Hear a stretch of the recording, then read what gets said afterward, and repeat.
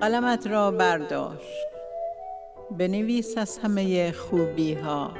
زندگی، عشق، امید، هر چیز بر روی زمین است زیباست. گل مریم گل رز، بنویس از دل یک عاشق بیتاب و وصال.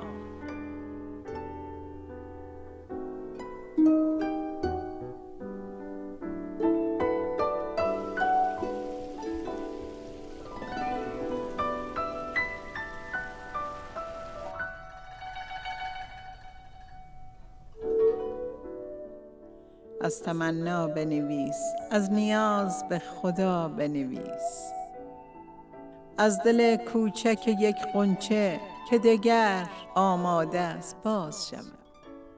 از غروبی بنویس که پر از خاطره هاست،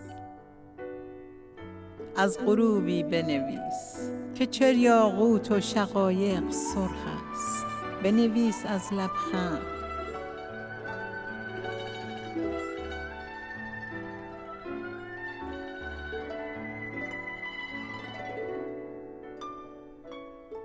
از نگاهی بنویس که پر از عشق است.